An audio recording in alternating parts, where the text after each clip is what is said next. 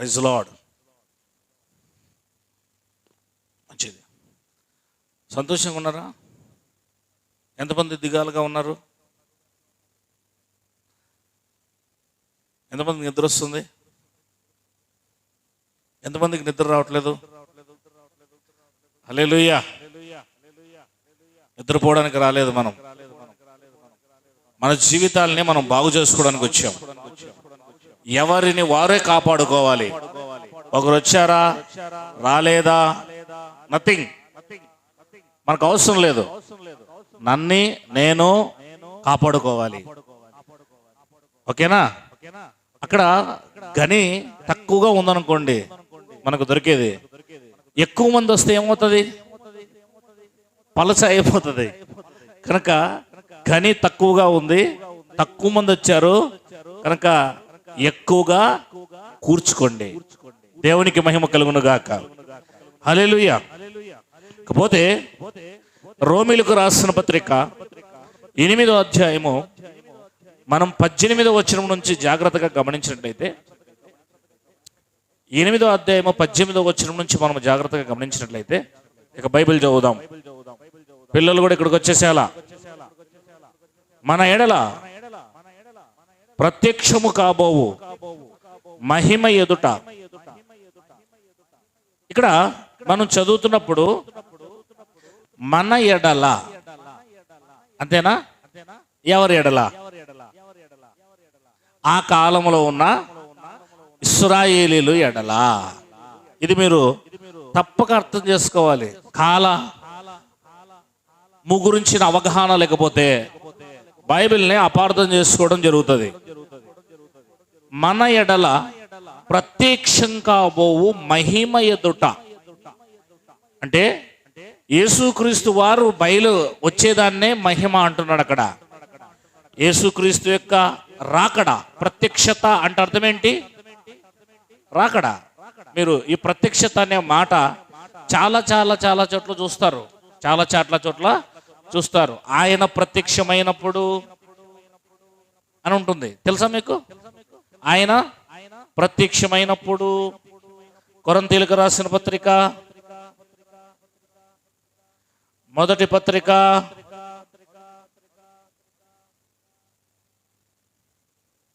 7వ వచనం, మొదటి అధ్యాయములో 7వ వచనం మొదటి అధ్యాయములో, కనుక ఏ కృపావరమునందును లోపము లేక మీరు చూసారా? ప్రత్యక్షత అన్నాడు చూడండి అక్కడ. అంటే యేసుక్రీస్తు రెండవ రాకడేనా ప్రత్యక్షత అంటే? యేసుక్రీస్తు రెండవ రాకడనే ప్రత్యక్షత అంటే అర్థం. ఆయన ప్రత్యక్షమయ్యే రోజు, ఆయన వచ్చే రోజు, ఆయన భూమి మీద రెండవసారి మన మధ్య ప్రత్యక్షమయ్యే రోజు అని ఆ రోజున్న వారు మాట్లాడుకుంటున్న సందర్భం అది. ఓకేనా? ఓకేనా? మొదటి తిమోతిలకు రాసిన పత్రిక 6వ అధ్యాయము 14వ వచనం. మొదటి తిమోతిలకు రాసిన పత్రిక 6వ అధ్యాయము 14వ వచనం.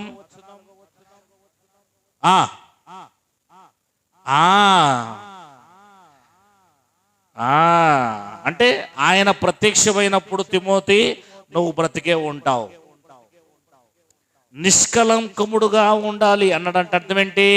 ఆయన ప్రత్యక్షమయ్యే సమయానికి ఒకవేళ నేనుంటానో లేదో తెలియదు కానీ తెస్సలోనిక పత్రిక ప్రకారము నీవు ఉంటావు. ప్రత్యక్షత.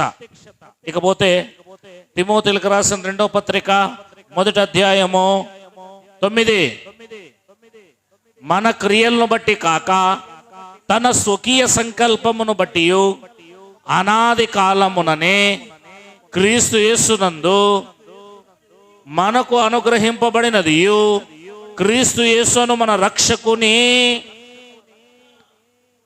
ప్రత్యక్షత. చూసారా? అంటే యేసు క్రీస్తు యొక్క రెండవ రాకడను ఇంకొక విధానంలో మాట్లాడాలంటే ఎలా మాట్లాడాలి? దాన్ని ఇంకొక రకంగా మాట్లాడాలంటే, ఇంకొక రకంగా చెప్పాలంటే ఎలా చెప్పాలి? దాన్ని ప్రత్యక్షత అని పిలుస్తుంది బైబిల్. ఏమని పిలుస్తుంది? ప్రత్యక్షత అని పిలుస్తుంది. అర్థమవుతుంది అనుకుంటా. కానీ అదే మొదటి కొరింథీయులకు రాసిన పత్రిక 1వ అధ్యాయం 7వ వచనములో, so that you come behind in no gift waiting for the coming of your Lord Jesus Christ అన్నాడు. ఇక్కడ ప్రత్యక్షత అన్నాడు కదా, కానీ ఇంగ్లీష్లో ఏమన్నాడు దాన్ని? జీసస్ క్రైస్ట్ కమింగ్ అన్నాడు. అంటే రాకడా. ఇలా అన్నా ఒకటే, అలా అన్నా ఒకటే. తెలుగులో ప్రత్యక్షత అనే పదము, రాకడా అనే పదము రెండింటినీ కూడా వాడడము జరిగింది. కనుక ఈ విషయం మీరు అర్థం చేసుకోవాలి.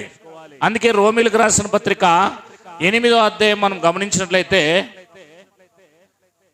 8వ అధ్యాయం గమనించినట్లయితే అక్కడ ఇంగ్లీష్లో ఆ మాటను మీరు ఏమన్నా చదువుతారా ఒకసారి?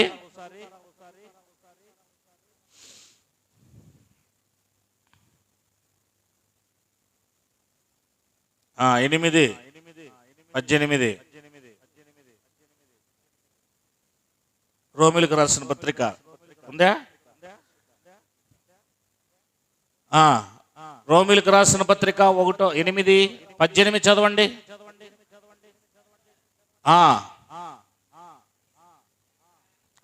ఇప్పుడు మనము పడుతున్న శ్రమలు గురించి మాట్లాడుతున్నాడు.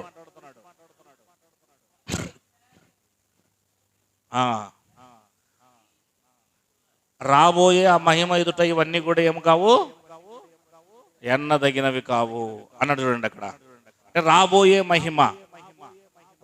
మహిమ ఈ విషయాలు మీరు గమనించాలి. ఇకపోతే మనము 8వ అధ్యాయానికి వచ్చేస్తున్నాం. రోమీలకు రాసిన పత్రిక 18వ వచనం గమనిద్దాం.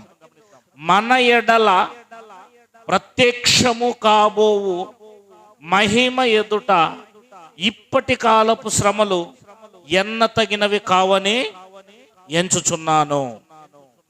ఓకేనా? మన ఎడల అన్నప్పుడు అక్కడ మనుషులే అనేది మీరు అర్థం చేసుకోవాలి. ఏంటి మనుషులే, ఇశ్రాయేలీలే. 19 దేవుని కుమారుల ప్రత్యక్షత కొరకు, దేవుని కుమారుల ప్రత్యక్షత కొరకు. దేవుని కుమారులు ఎవరు? ఎలా అవుతారు? దేవుని కుమారులు ఎవరు? దేవుని కుమారులు ఎలా అవుతారు? ఒకడు దేవుని కుమారుడు అవ్వాలంటే ధర్మశాస్త్రానుసారంగా అవుతాడా? క్రొత్త నిబంధన అనుసారంగా అవుతాడా? క్రొత్త నిబంధన అనుసారంగా అవుతాడు. ఎలా అవుతాడు? యేసుక్రీస్తునందు విశ్వాసం ఉంచి మారు మనసు పొంది బాప్తిస్మం తీసుకున్నప్పుడు, పాపక్షమాపణ నిమిత్తము పరిశుద్ధాత్మను పొందుకున్నప్పుడు అతను దేవుని కుమారుడుగా మార్చబడతాడు. అవునా లేదా? అదే రోమపత్రికలో 9వ వచనంలో అన్నాడు కదా, 8:9 దేవుని ఆత్మ మీలో నివసించి ఉన్న ఎడలా మీరు ఆత్మ స్వభావం గలవారు అంటూ, కిందికి వచ్చేపాటికి 13వ వచనంలో 14లో దేవుని ఆత్మచేత ఎందరు నడిపింపబడుదురో వారు దేవుని కుమారులై ఉందురు అంటున్నాడు. కనుక దేవుని కుమారులు అవ్వాలంటే దేవుని ఆత్మను పొందుకొని ఉండాలి. ముద్రగా, దత్తపుత్రత్వములా, ఒక స్వాస్థ్యానికి అది సంచకరువుగా వాళ్ళు ఏమై ఉండాలి? పరిశుద్ధాత్మను పొందుకోవాలి. అది ఎప్పుడు పొందుకున్నారు? ఇశ్రాయేలీలు పెంతెకోస్తు దినమున ఆరంభమై యేసుక్రీస్తు 2వ రాకడ వరకు అది కొనసాగుతూ వచ్చింది. మనం ఆలోచించాలి. ఇకపోతే ఇక్కడ 19వ వచనములో దేవుని కుమారుల ప్రత్యక్షత కొరకు సృష్టి మిగుల ఆశతో తేరి చూచుచు కనిపెట్టుచున్నది. తేరి చూచుచు సృష్టి అన్నాడు. ఇక్కడ ఏమన్నాడు? సృష్టి అంత మాత్రమే కాదు, ఇంకొంచెం ముందుకెళ్దాం. ఏలయనగా సృష్టి నాశనమునకు లోనైన దాస్యములో నుండి విడిపింపబడి, సృష్టి ఏమిట్లోకి వెళ్ళిపోయిందంట? దాస్యములోకి, నాశనమైన దాస్యములోనికి. దేంట్లోకి వెళ్ళిపోయింది? నాశనం అనే దాస్యములోకి వెళ్ళిపోయింది. బాగా గమనించాలి. సృష్టి అని అంటున్నప్పుడు ఇక్కడ యూనివర్స్ గురించి మాట్లాడతలేదు బైబిల్. ఇది యూనివర్స్ గురించి మాట్లాడతలేదు. ఆకాశము, భూమి, సూర్యుడు, చంద్రుడు, నక్షత్రాలు, వీటిని గురించి మాట్లాడతలేదు. అవి ఎప్పుడు కూడా దాస్యంలోకి వెళ్ళలేదు. అవి ఎప్పుడు కూడా నాశనానికి వెళ్ళలేదు. దానికి దీనికి ఏమాత్రం సంబంధమో లేదు అని మనం అర్థం చేసుకోవాలి. ఇకపోతే అది విడిపింపబడాలంట. ఏమవ్వాలంట? ఏలయనగా సృష్టి నాశనమునకు లోనైన దాస్యములో నుండి విడిపించబడాలి. ఎప్పుడు విడిపించబడుతుంది? యేసుక్రీస్తు రెండవ రాకడలో విడిపించబడుతుంది. అందుకే అన్నాడు, దేవుని పిల్లలు పొందబోవు మహిమ గల స్వాతంత్రము పొందుదునను నిరీక్షణ గలదై స్వేచ్ఛగా కాక దానిని లోబరిచిన వానిని మూలముగా వ్యర్థపరచబడెను. ఇప్పుడు దేవుని పిల్లలు పొందబోయే మహిమ ఒకటి ఉంది. ఆ మహిమను తాను పొందుతానని ఏం చేస్తుందంటది? నిరీక్షణ కలిగి ఉన్నది. నిరీక్షణ కలిగి ఉన్నది. లోబర్చిన వారెవడు? దేవుడే. 22వ వచనం, సృష్టి యావత్తు ఇది వరకు ఏకగ్రీవముగా మూలుగుచు ప్రసవ వేదన పడుచున్నదని ఎరుగుదుము. ఇక గమనిద్దాం చాలా జాగ్రత్తగా. వాక్యాన్ని మనం చాలా జాగ్రత్తగా గమనిద్దాం. ఇక్కడ సృష్టి మూలుగుతుంది అన్నాడు. ఈ సృష్టి ఎలా మూలుగుతుందండి? ఒకవేళ అయితే యూనివర్స్ గురించి మాట్లాడితే, ఈ సృష్టి మూలగదు. ఈ సృష్టి ఏం కాదు, మూలగదు. మరి ఇక్కడ ఏమిటి మూలుగుతుంది? ప్రసవ వేదన పడుతుందట. ఏం పడుతుంది? ప్రసవ వేదన పడుతుంది. ఏంటి సృష్టి అమ్మా? ఏంటి సృష్టి? చెప్పండి. నేను ఎన్నోసార్లు వచ్చినప్పుడు చెప్పాను, కానీ అవుట్లైన్ తీసుకొని వెళ్ళిపోయాను. అప్పుడు చెప్తానని చెప్పలేదు కదా, ఇప్పుడు చెబుతున్నాను. అడ్వాన్స్గా మిమ్మల్ని ప్రశ్నిస్తున్నాను. ఏంటి సృష్టి? 8వ అధ్యాయంలో రాయబడిన 18 నుంచి 20 వచనాల్లో రాయబడిన ఈ సృష్టి ఏంటి? ఈ సృష్టి ఏం చేస్తుంది? నంబర్ 1, దేవుని కుమారుల ప్రత్యక్షత కొరకు, అంటే యేసుక్రీస్తు రెండవ రాకడలో దేవుని కుమారులుగా వారు మార్చబడతారు. వారి కోసం ఏం చేస్తుంది? ఎదురు చూస్తుంది. సృష్టి నాశనమైంది, లోనైంది, దాస్యములో ఉంది. అంతేనా? దేవుని పిల్లలు పొందబోవు మహిమ గల స్వాతంత్రాన్ని అది కూడా పొందాలనుకుంటుంది. దేవుని పిల్లలు పొందబోయే మహిమను అది కూడా పొందాలనుకుంటుంది. మీరు గమనించండి, దేవుని పిల్లలు పొందుకునే స్వాతంత్రాన్ని, మహిమను అది కూడా పొందాలనుకుంటుంది. దానికి కూడా ఏముంది? నిరీక్షణ ఉంది. నిరీక్షణ ఉంది. కానీ ప్రస్తుతానికి అది లోబడి మూలుగుతా ఉంది అక్కడ. కనుక సృష్టి యావత్తు మూలుగుతూ ప్రసవ వేదన పడుతూనే ఉంది. ఎంతవరకు పడుతుంది ప్రసవ వేదన? ప్రసవ వేదన ఎంతవరకు పడుతుంది అంటే, దేవుని కుమారుల ప్రత్యక్షతను చూసినాక ఇది స్వాతంత్రాలై విడిపించబడిన తర్వాత ఆ ప్రసవ వేదన నుంచి విడిపించబడుతుంది. ఆ ప్రసవ వేదన నుంచి ఏమవుతుంది? విడిపించబడుతుంది. ఇక వింటున్నామా? జాగ్రత్తగా విందామా? చెప్పండి. సృష్టి అనే పదము ఇక్కడ సృష్టి అని అంటున్నాడు, ఎవరికి ఆపాదిస్తున్నాడు ఒకసారి చెప్పగలరా? మీరు ఏదైనా ఆలోచించి చెప్పగలరా అని అడుగుతున్నాను నేను మిమ్మల్ని. ఈ సృష్టి అని ఇక్కడ వ్రాయబడుతున్న విషయాల్లో ఏమిటి? ఇంగ్లీష్లో కూడా దాన్ని క్రియేషన్ అన్నాడు. For the creation was made subject to vanity. అంటే అది సృష్టి, క్రియేషన్ అని అంటున్నాడు. ఇప్పుడు తెలుగులో సృష్టి అనే పదము వాడి ఉన్నాడు. చెప్పండి, ఏమని చెబుదాం, ఏమని అర్థం చేసుకుందాం? సృష్టి అన్నప్పుడు ఈ సృష్టి అయినా, లేకపోతే ఇందులో ఆంతర్యం ఏమైనా ఉందా అని ఆలోచిస్తే మనకు బైబిల్కి బైబిలే సమాధానము చెప్పాలి. మనిషి యొక్క ఆలోచన విధానము ఎప్పటికీ కూడా బైబిల్లో జొప్పించకూడదు. కనుక మీ ముందు నేను కొన్ని మాటలు ఉంచుతాను. అది మీరు ఎంతవరకు సబబు అని మీరు ఆలోచిస్తారో మీకు నేను వదిలేస్తాను.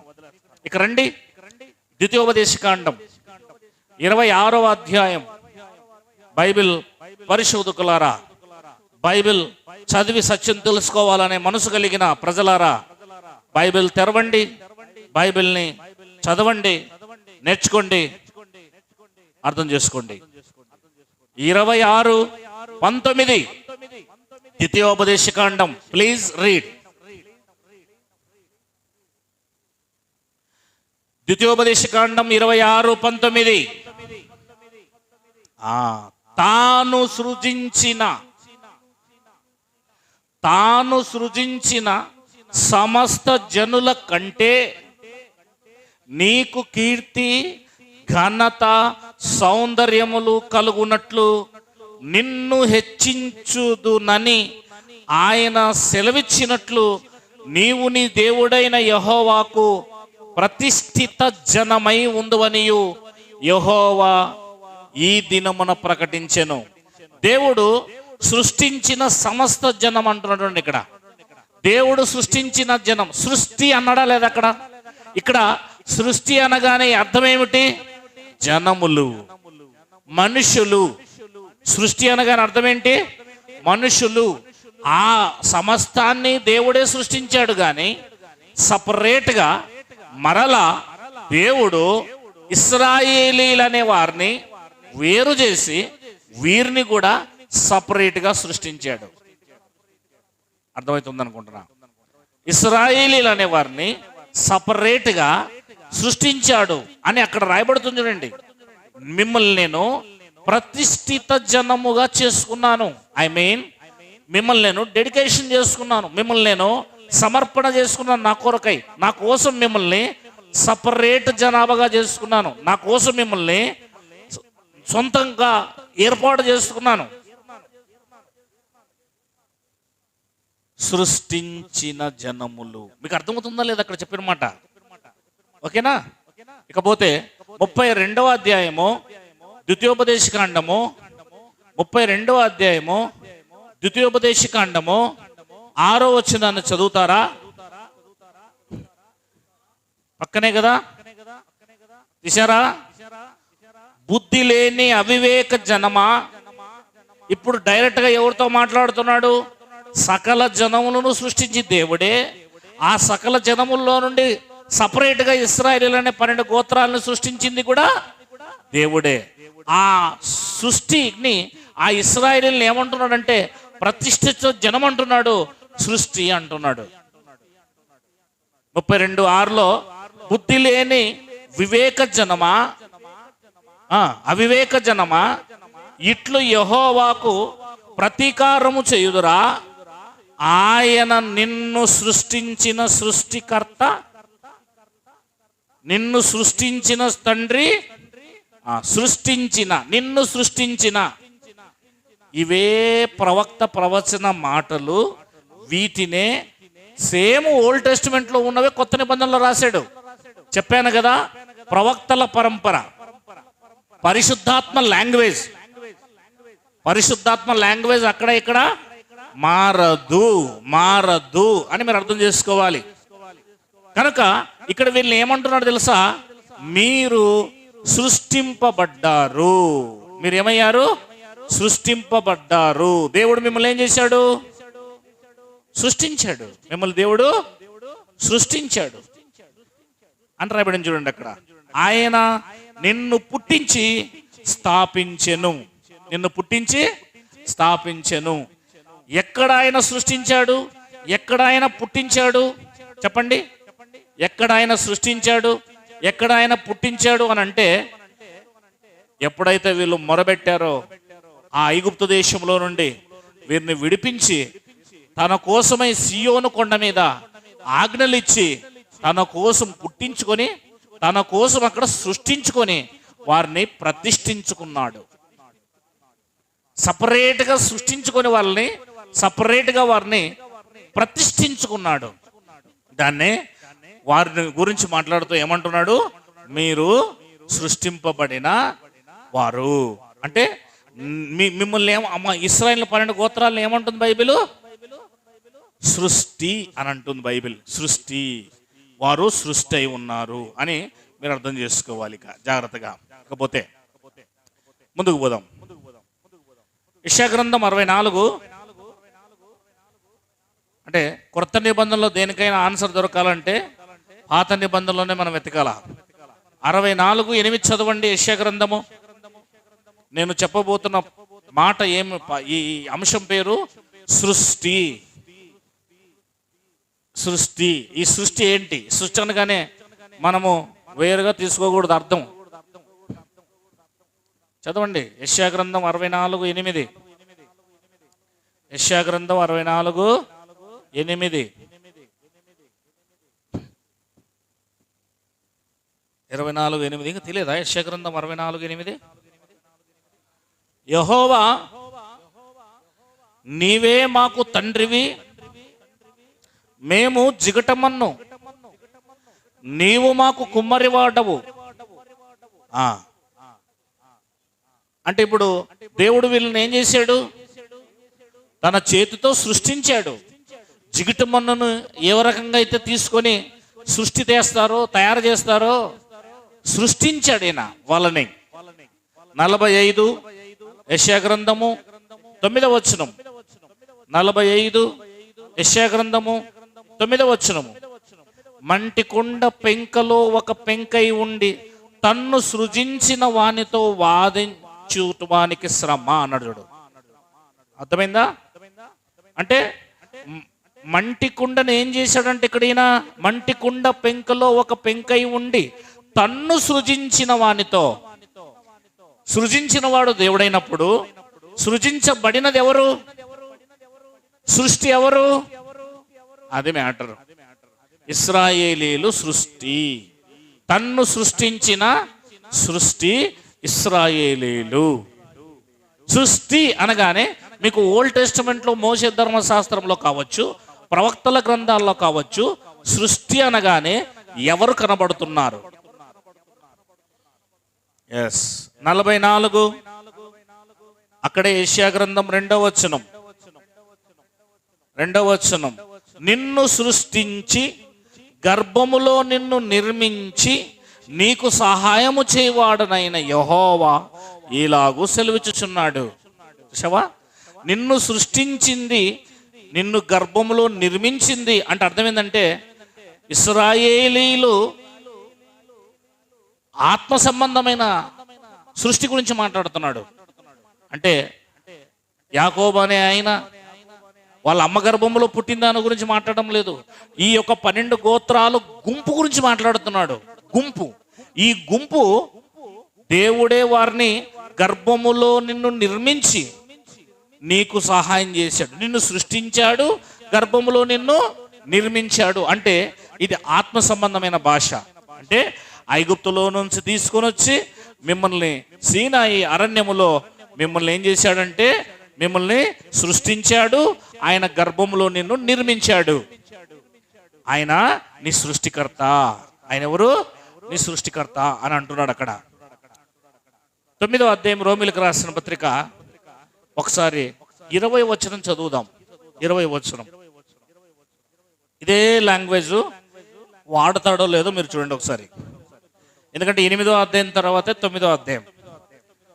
అవును కానీ ఓ మనుష్యుడా, దేవునికి ఎదురు చెప్పుటకు నీవెవడవు?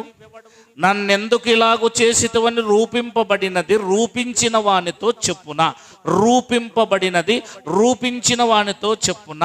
ఒక ముద్దలో నుండి ఒక ఘటము ఘనతకు, ఒకటి ఘనహీనతకు చేయుటకు మంటి మీద కుమ్మరివానికి అధికారము లేదా? అంటే యెషయా గ్రంథములో మాట్లాడిన కుమ్మరి అనే పదము, సృష్టించిన ఆ పదము, ఆ విధానము, ఆ మాట తీరు మరలా మనకు రోమాపత్రికలో సేమ్ కనబడుతుంది చూడండి. అంటే అర్థం ఏంటి? రోమాపత్రిక 8వ అధ్యాయం 18వ వచనం నుంచి మీరు ఏదైతే చూసుకుంటూ వస్తున్నారో ఆ కంటిన్యూస్నే 9వ అధ్యాయము మీరు చదువుతున్నారు. కంటిన్యూషనే చదువుతున్నారు, వేరేదేం చదవడం లేదు. మీరు ఆ కంటిన్యూటీ చదువుతున్నారు. నేను చెప్పింది అర్థమైంది అనుకుంటున్నా మీకు. అంటే యెషయా గ్రంథములో కుమ్మరి అన్న, సృష్టింపబడటం అంటున్నా, ఒక ఘటము అంటున్నా, అవన్నీ కూడా రోమాపత్రికలో మరలా ఈక్వెల్ సీక్వెన్సీలో అది 8వ అధ్యాయం 9వ అధ్యాయంలో వెళుతా ఉన్నది అని మీరు అర్థం చేసుకోవాలి. వీలైతే 23వ వచనం కూడా చదివితే, మరియు మహిమ పొందుటకు ఆయన ముందుగా సిద్ధపరిచిన కరుణాపాత్ర ఘటముడేర్ల, అనగా యూదుల నుండి మాత్రమే కాక అన్యజనుల్లో నుండి ఆయన పిలిచిన మన ఎడల తన మహిమైశ్వర్యము కనపరచవలనేమి అన్నాడు చూడండి. అంటే ముందుగా సిద్ధపరిచిన కరుణాపాత్ర ఘటములు ఎవరు? యూదులు. అన్యజనులు అంటే మిగిలిన చెదిరిపోయిన ఇశ్రాయేలీలు, ఆ తర్వాత వారితో పాటు వచ్చే అన్ని జనాంగం. ఇకపోతే మరలా యెషయా గ్రంథం 43వ అధ్యాయానికి మీరు వచ్చి త్రిప్పినట్లయితే మొదటి వచనాన్ని చదవండి. కావున యాకోబు నిన్ను సృష్టించిన వాడగు యెహోవా, ఇశ్రాయేలు నిన్ను నిర్మించిన వాడు ఇలాగో సెలవిచ్చుచున్నాడు, నేను నిన్ను విమోచించి ఉన్నాను, భయపడకము, పేరు పెట్టి నిన్ను పిలిచి ఉన్నాను, నీవు నా సొత్తు. ఇదే మాట పేతురు పత్రికలో కానీ, ఎఫెసీ పత్రికలో కానీ, మీరు నా సొత్తు, కొరంథీ పత్రికలో కానీ నా సొత్తు అనే మాట మాట్లాడతాడు ఆయన. ఇలవు పెట్టి కొనబడిన వారు అన్నాడు. అంటే ఇక్కడ అంటున్నాడు నిన్ను సృజించిన వాడు. ఇప్పుడు చెప్పండి, ఈ రోమాపత్రికలో రాయబడుతున్న ఈ సృష్టి మూలుగుతుంది, ప్రసవ వేదన పడుతుంది, దత్తపుత్రత్వం కోసం ఎదురు చూస్తుంది, అది కూడా దేవుని పిల్లల ప్రత్యక్షత కోసం ఎదురు చూస్తుంది. అంటే ఎవరి గురించి మాట్లాడుతున్నాడు ఇక్కడ అని మీరు ఆలోచన చేస్తే ఇది ఇశ్రాయేలీల గురించి మాట్లాడుతున్నాడు. సృష్టి అనగానే ఎవరు ఇప్పుడు ఇక్కడ? ఇశ్రాయేలీలు. 45 యెషయా గ్రంథం 5వ వచనం, నేను వెలుగును సృజించిన వాడను. ఏ దేవుడును లేడు, వేరే దేవుడే లేడు.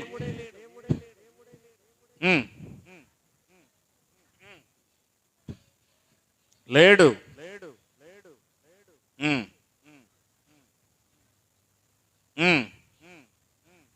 అదిగో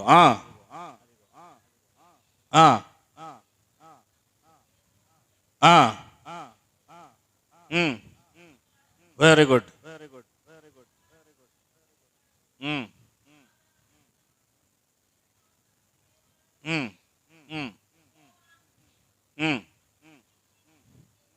వెరీ గుడ్. ఆ తర్వాత 9వ వచనములో మనం ఇందాక చదివాం, సృజించిన వానితో వాదించువానికి శ్రమ. అదే తీసుకొచ్చి పేస్ట్ చేశాడు పౌలు గారు 9వ అధ్యాయంలో, ఓ మనుష్యుడా నీవెవడురా అని. మీకు అర్థం అవ్వాలి బాగా. 8వ అధ్యాయం యొక్క లింక్ 7వ అధ్యాయంలోనూ ఉంటుంది, 9వ అధ్యాయంలో ఉంటుంది. మీకు అర్థం కావాలన్నమాట, అంతే, వేరేం లేదు. చాలా జాగ్రత్తగా అర్థం చేసుకుంటేనే అర్థమవుతాయి ఇవి, లేకపోతే తలకు తిక్కమక్కం అర్థమవుతుంది. తిక్కగా ఏదేది అర్థం, మనకి ఏది చెప్తున్నాడో ఏమో అని తిక్కగా ఉంటుంది మనిషికి. కాన్సన్ట్రేషన్ అంతా కూడా ఏం చేయాలి? దాని మీద ఉండాలా. ఏం చెప్తున్నాడు, సృష్టి అంటున్నాడు, ఎటు పోతున్నాడు అని బాగా ఆలోచన చేయాలి. మలాకి 2:10, మలాకి 2:10, మన అందరికి తండ్రి ఒక్కడే కదా, మనందరికి తండ్రి ఒక్కడే కాడా? ఒక దేవుడే మనల్ని సృష్టింపలేదా? మనలను అంటే ఇశ్రాయేలు అందరి గురించి మాట్లాడుతున్నాడు ఇక్కడ. 12 గోత్రాలు తిరిగి వచ్చిన తర్వాతే కదా మలాకీ రాశాడు. ఆయా పత్రికలు రాసినప్పుడు ఆ పత్రికలు కానీ గ్రంథాలు కానీ మనం చదివేటప్పుడు అది టోటల్ 12 గోత్రాల గురించి మాట్లాడుతుందా, 2 గోత్రాల గురించి మాట్లాడుతుందా, 10 గోత్రాల గురించి మాట్లాడుతుందా అనే కనీస జ్ఞానం మనకు ఆ గ్రంథాల మీద మనకు ఉండాలి, అవగాహన. ఎజ్రా, నెహమ్యా, మలాకి, జకర్యా, హగ్గై, ఈ గ్రంథాలన్నీ కూడా చెరకు తర్వాత గనుక కేవలం వారు 12 గోత్రాల గురించి మాట్లాడుతూ వస్తారు. పూర్తి 12 గోత్రాల గురించి మాట్లాడుతూ వస్తారు. అంతకు ముందున ఏ గ్రంథాలు అయితే ఉన్నాయో ఆ గ్రంథాలన్నీ కూడా హోషియా మొదలుకొని ఇంకా మీకా కానీ కొన్ని గ్రంథాలు ఉన్నాయి.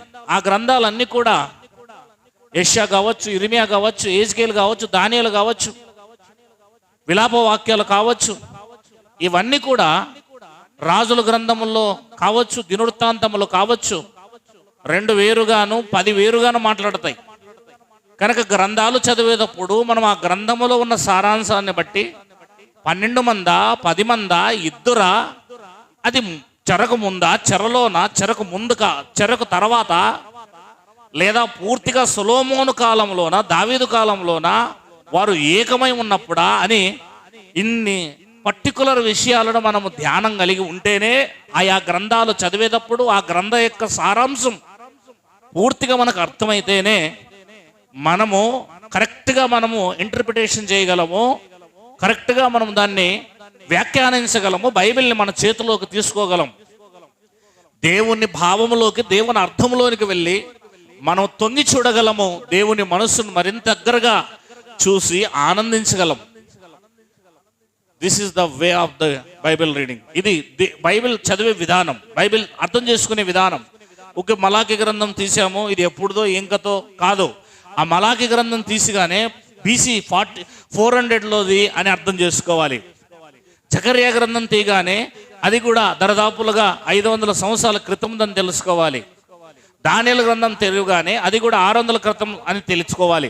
మీరు పుస్తకం తెరిచేపాటికే ఆ పుస్తకం ఫలానా సమయంలో ఉంది, ఆ రాజు ఫలానా సమయంలో ఉన్నారు అని మీకు అర్థమైతేనే ఈయన ఇశ్రాయేలు రాజా, ఈయన యూదుల రాజా అని ఇంతగా బైబిల్పై మీరు తల దూర్చి మీరు వెళ్తేనే కరెక్ట్గా మీరు అర్థం చేసుకోగలరు, దేవుని మనసును మరింతగా దగ్గర అవ్వగలరు. అందుకే సమయాన్ని పోనివ్వక దేవుని గురించి బాగా తెలుసుకోవడానికై దీవరాత్రములు సమయం ఉన్నప్పుడల్లా బైబిల్ని కష్టపడి చదవండి, సమయాన్ని వ్యర్థం చేసుకోకండి.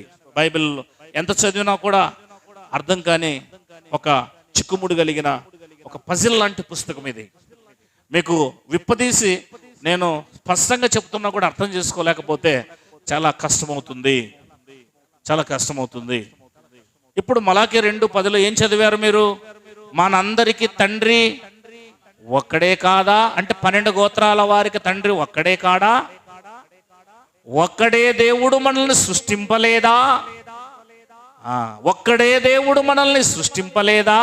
ఇప్పుడు చెప్పండి, ఇశ్రాయేలీయులు అందరినీ మీరు చదివిన మొదటి పుస్తకమైన ద్వితీయోపదేశకాండం 26వ అధ్యాయము 19:32-6లో మీరు చదివినప్పుడు దేవుడు వారిని సపరేట్ జనాభాగా ఏం చేశాడు? సృష్టించాడు. ఆ సృష్టి రోమా పత్రికలో 8వ అధ్యాయములో తీరి చూచుచున్నది. ఆ సృష్టి. అందుకే మీకు ఇంకా క్లుప్తం అవ్వాలి అంటే బాగా బైబిల్ మీద పరిచయం ఉంటే తప్ప అర్థం కాదు.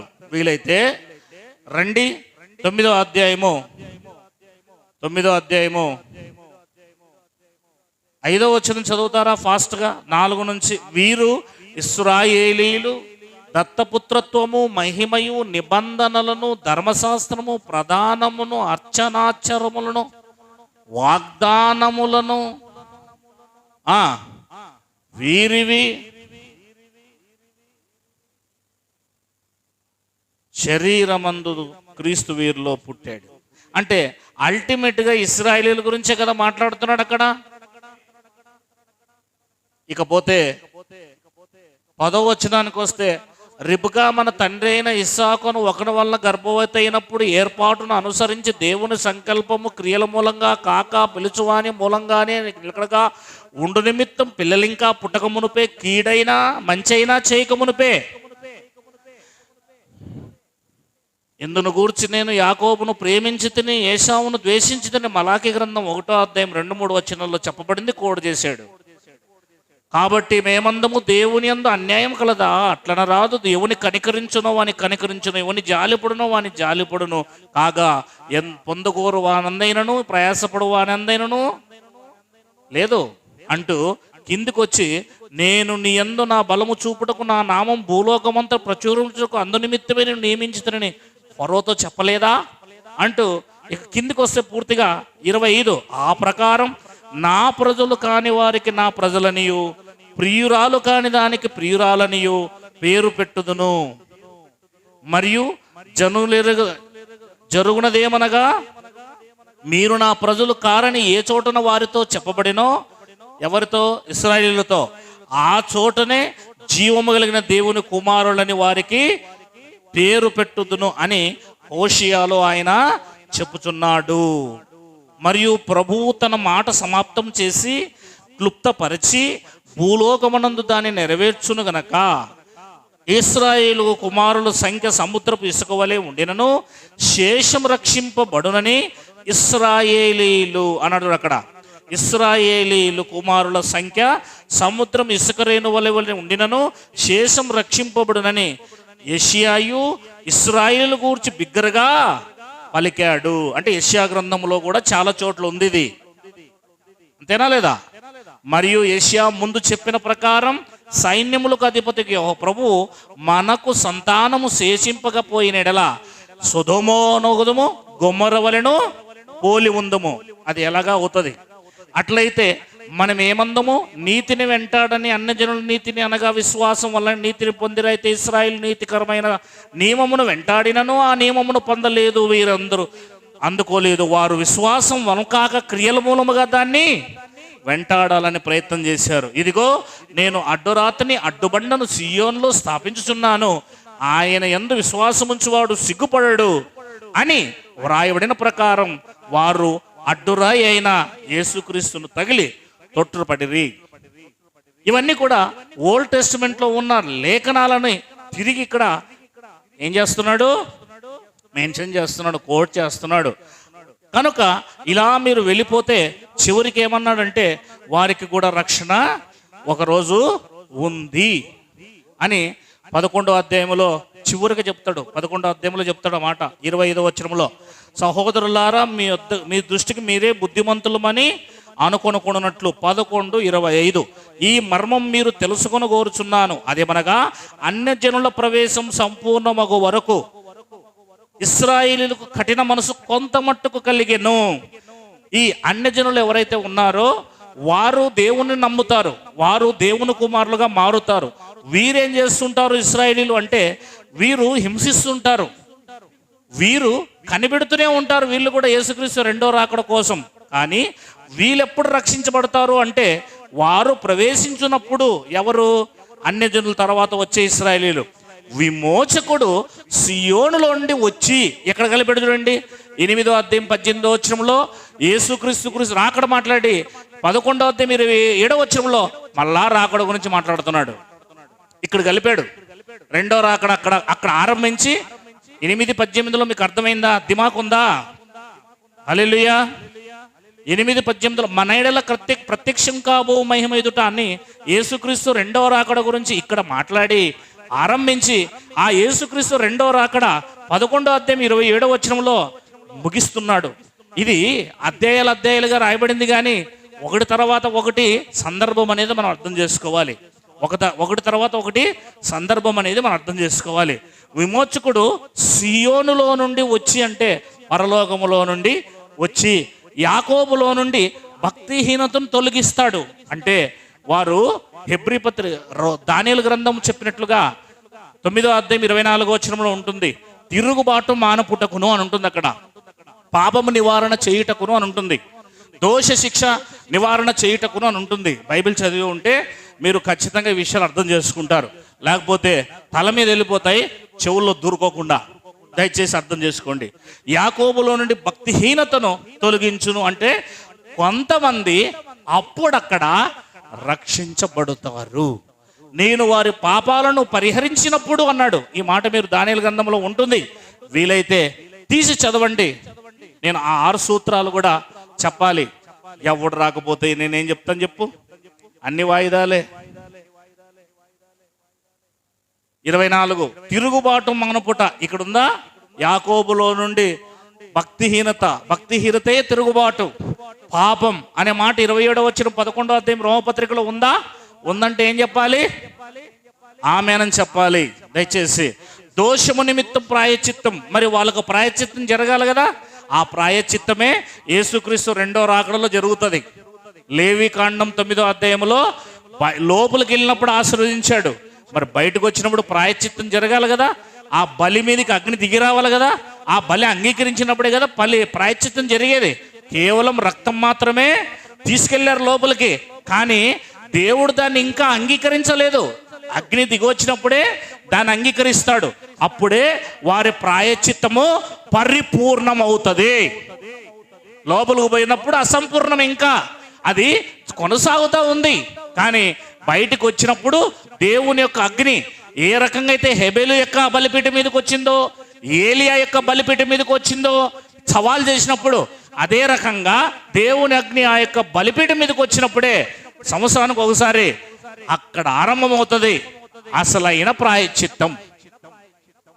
అందుకే 2వ రాకడలో యేసుక్రీస్తు వచ్చేదాకా సిలువలో ప్రాయశ్చిత్తం పరిపూర్ణం కాలేదు. యేసుక్రీస్తు వచ్చినప్పుడే పరిపూర్ణమైంది. అందుకే మనం పర్ఫెక్ట్ అనే సబ్జెక్ట్ చెప్పుకుంటున్నాం, పరిపూర్ణమైందనే సబ్జెక్ట్ చెప్పుకుంటున్నాం. పరిపూర్ణత అనే అర్థం ఏంటి? ఇశ్రాయేలీలు అనే మీరు దేవుడు పరిపూర్ణుడు గనక మీరు పరిపూర్ణులై ఉండెదరు. ఎప్పుడు ఉండెదరు? యేసుక్రీస్తు 2వ రాకడలో ఉండెదరు. మధ్యలో ఎవరు? ఆయన వస్తేనే పరిపూర్ణులు అవుతారు. ఎందుకంటే దేవుడు ఆ యొక్క బలిని పరిపూర్ణంగా ఆయన 2వ రాకడలో వచ్చేటప్పుడు హెబ్రీ పత్రిక 9వ అధ్యాయం చివరి వచనాల్లో పాపము లేకుండా 2వసారి ఆయన ప్రత్యక్షమగును అని ఉంటుంది అక్కడ. అంటే ఇంతకు ముందు పాపముతో వచ్చినాడు గనక, పాపం మోసుకున్నాడు గనక అది పరిపూర్ణం కాదు. పాపము లేకుండా 2వసారి ఎప్పుడైతే వస్తాడో అప్పుడు ఆయనను బట్టి వాళ్ళు ఎవరైతే నమ్మారో అప్పుడు ఆయనకు పాపం లేదు, వారికి పాపం ఉండదు గనక అది పాప నివారణ. యాకోబులో నుండి భక్తిహీనత తొలగించును, నేను వారి పాపాలను పరిహరించినప్పుడు నా వలన కలిగిన నిబంధన ఇదే. అంటే క్రొత్త నిబంధన అప్పుడు కలుగుతుంది, అప్పుడు ఎస్టాబ్లిష్ అవుతుంది, అప్పుడు కొత్త నిబంధన ఆరంభమవుతుంది. ఆయన రాకడలోనే కొత్త నిబంధన వస్తుంది. అందుకే హెబ్రీ పత్రిక దానియేలు గ్రంథం 9:24లో తిరుగుబాటు మానుపుట ఇశ్రాయేలీలకు, పాప నివారణ చేయుట ఇశ్రాయేలీలకు, దోష నిమిత్తం ప్రాయశ్చిత్తం చేయుట ఇశ్రాయేలీలకు, యుగాంత పర్యంతరం ఉండునట్టి. యుగాంతం అన్నాడు చూడండి అక్కడ. అంటే యుగాంతములో ఇంకొక నీతి వస్తుంది. అందుకే అన్నాడు అక్కడ, యుగాంత పర్యంతరం ఉండునట్టి నీతిని బయలుపరచుటకును. అంటే నీతి కొరకు, రాజ్యం కొరకు మీరు ఎదురు చూడాలన్న రోమపత్రికలో, ఆ హెబ్రీ పత్రికలో, మత్తయి సువార్తలో అనేక చోట్ల రాయబడినట్లుగా ఆ నీతిని స్థాపించటానికి దర్శనము ప్రవచనములు ముద్రించుటకు. అంటే అర్థం ఏంటి? దర్శనం ప్రవచనం ముద్రించుట అంటే అర్థం ఏంటి? దర్శనాలన్నీ నెరవేరుతాయి, ఆగిపోతాయి. ప్రవచనాలన్నీ జరుగుతాయి, నెరవేరుతాయి, ఆగిపోతాయి. అతి పరిశుద్ధ స్థలమును అభిషేకించుటకు అంటే రాబోయే ఆ ఆత్మ సంబంధమైన ఆ దేవాలయం అని అభిషేకిస్తాడు. నీ జనుల కొరకు అంటే ఇశ్రాయేలుల కొరకు మాత్రమే పరిశుద్ధ పట్టణమునకు 70 వారములు విధించబడెను. అంటే ఈ యొక్క 70 వారాల్లో భూమి మీదకి యేసుక్రీస్తు వచ్చి మొదటి రాకడ జరుగుతుంది, 2వ రాకడ జరుగుతుంది. అప్పుడు ఇవి ఇశ్రాయేలుకన్నీ ఈ 6 సూచనలు వారికే జరుగుతాయి, 6 విషయాలు వారికే జరుగుతాయి. ఇవన్నీ చెప్పాలి నేను, కానీ వినే నాథుడు ఎవ్వరు లేరు. హబక్కు గ్రంథములో గోడలు దూలాలతో మాట్లాడుతున్నాయి, దూలాలు ప్రత్యుత్తరం ఇస్తున్నాయి కదా. నాదేం పోతుంది? దేవునికి మహిమ కలుగును గాక. చెప్పాల్సి చాలా ఉన్నాయి. మనం చెప్పేవన్నీ కాపీ కొట్టి పెద్ద పెద్దలు చెప్తున్నారు, అవునా కదా. కానీ మీరేమో ఇక్కడ ఎవడు లేడు. మన దానికి వ్యూస్ ఉండవు, వాళ్ళ దానికి అబ్బో. నేను మీకు కొత్త భూమి కొత్త ఆకాశం గురించి 10 సబ్జెక్ట్ చెప్పాలా, 1 కాదు 2 కాదు, అనేక కోణాల్లో చెప్పాలా. ప్రతిదీ ఇది కూడా అందులో ఉందే. సృష్టి, ఇశ్రాయేలీల సృష్టి మరో సృష్టిగా మారుతుంది. ఈ సృష్టి ఓల్డ్ టెస్టమెంట్ లో నుండి వచ్చిన ఈ ఇశ్రాయేలీలు అనబడే ఈ సృష్టి దేవుని నమ్ముకొని క్రొత్త సృష్టిగా మారుతుంది. పాత సృష్టి ఇశ్రాయేలీలు మారబోయే దేవుని కుమారుల వలె ఎదురు చూస్తున్న ప్రసవ వేదన తర్వాత బిడ్డ బయటకు వస్తుందా లేదా, దాన్నే క్రొత్త సృష్టి అంటారు. అంటే వీళ్ళే ప్రసవ వేదన తర్వాత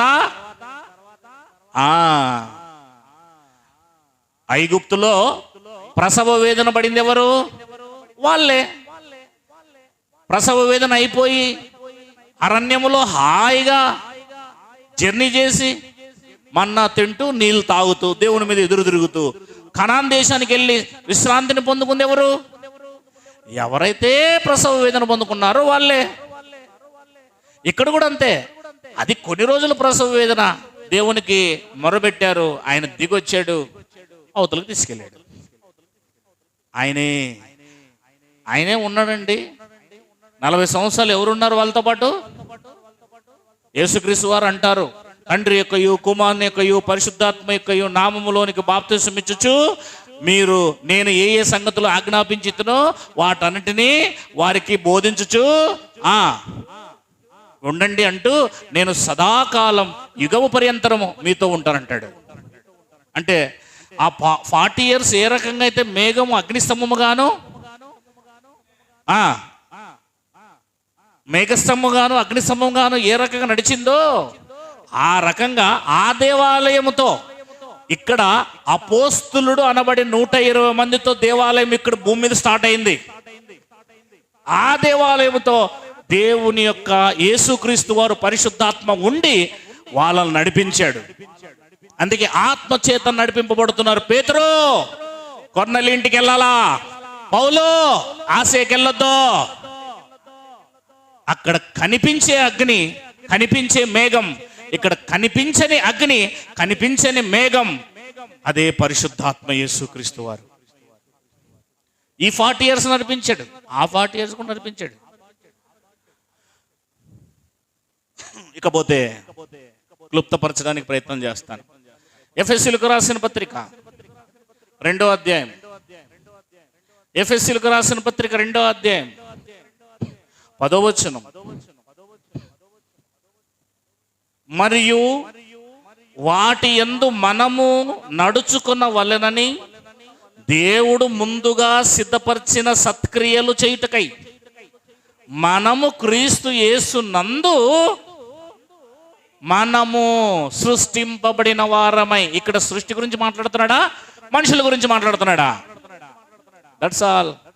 మనము క్రీస్తు నందు సృష్టింపబడిన వారమై, సృష్టింపబడిన వారమై. సృష్టి అనగానే ఇప్పుడు చెప్పండి, ఇశ్రాయేలీలు. సృష్టి అనగానే ఎవరు? రోమపత్రిక ప్రకారము అక్కడ మనుషులు అని అర్థం చేసుకోవాలి మీరు, మెటీరియల్ కాదు. గమనిస్తున్నారా జైశాలి? ఇట్రా 2వ అధ్యాయం 15వ వచనం. ఇట్లు సంధి చేయుచు ఈ ఇద్దరిని తన యందు ఒక్క నూతన పురుషునిగా సృష్టించి, నూతన పురుషునిగా సృష్టించి సృష్టించి ఎవరిని? ఇశ్రాయేలీల్ని. ఇద్దరిని అన్నాడు అక్కడ. ఇద్దరంటే మీకు ఏం అర్థం కావాలా? కొన్ని ప్రవచనాలు అర్థం కావాలా? ఏం అర్థం కావాలి చెప్పండి ప్లీజ్. ఏం ప్రవచనాలు అర్థం కావాలా? అంత జ్ఞానం మనకి ఎక్కడుందంటారా? ఏం ప్రవచనాలు అర్థం కావాలా? ఓల్డ్ టెస్టిమెంట్ ప్రవచనాలు కొన్ని అర్థం కావాలా? చెప్పండి అమ్మా, చెప్పండి అయ్యా.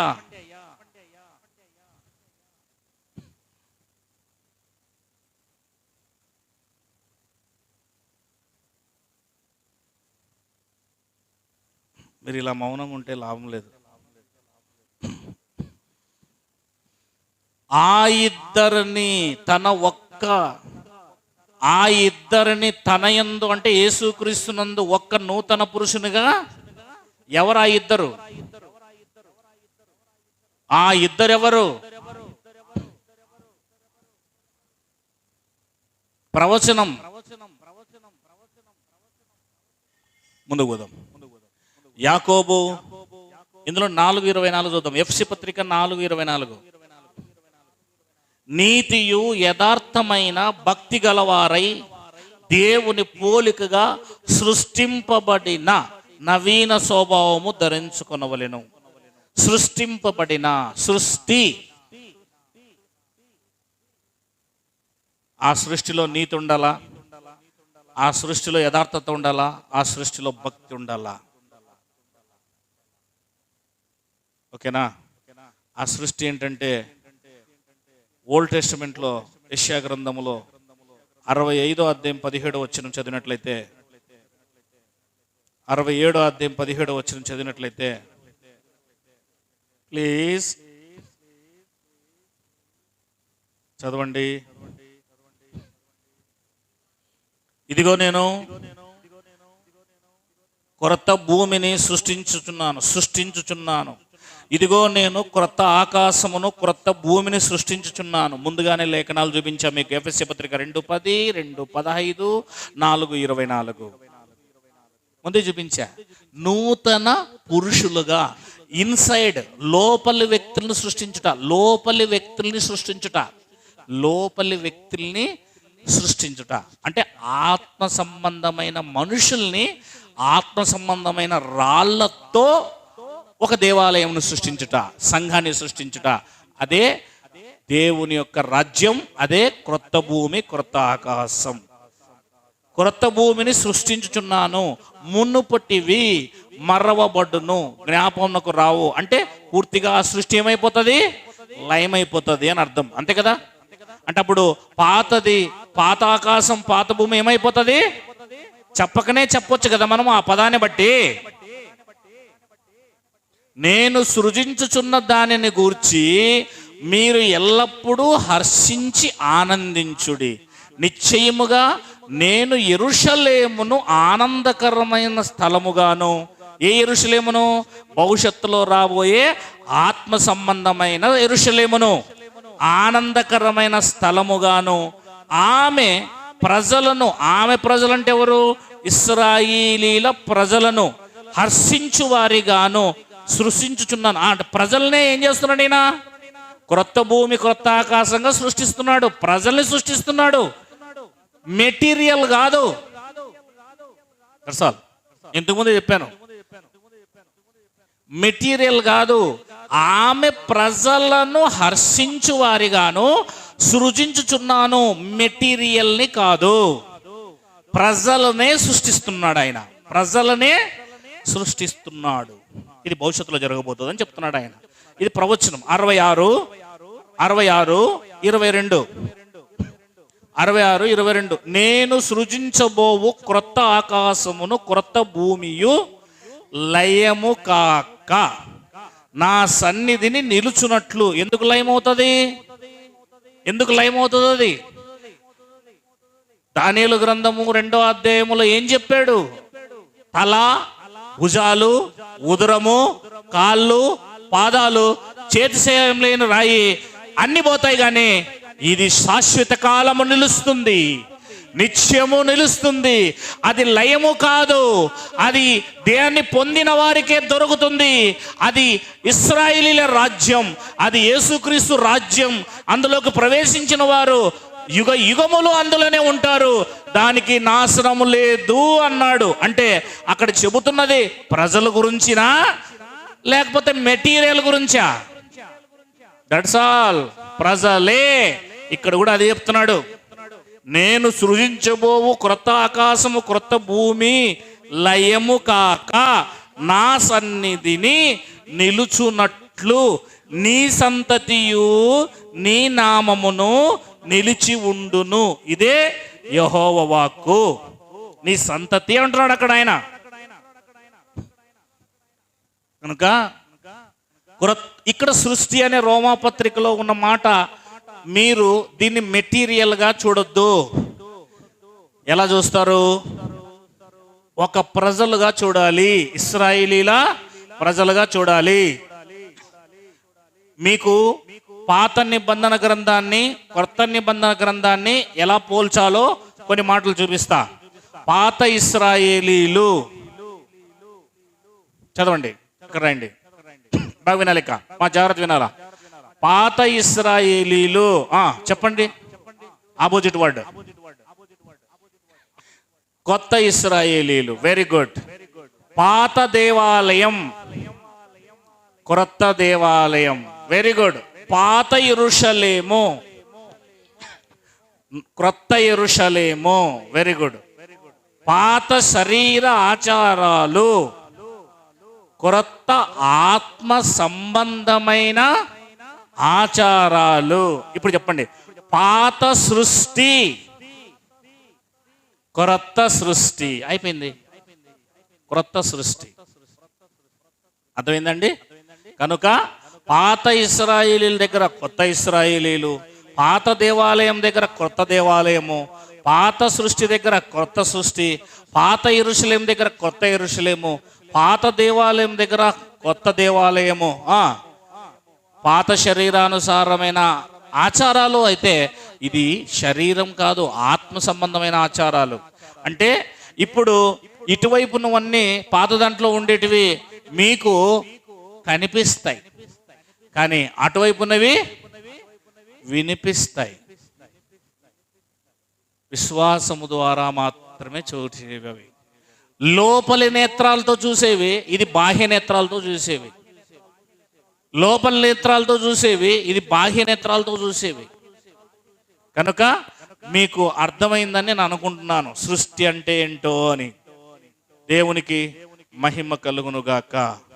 ఇంకొంచెం డెప్త్గా మరొక అంశంలోకి వెళ్ళినప్పుడు మనం మాట్లాడుకుంటాం.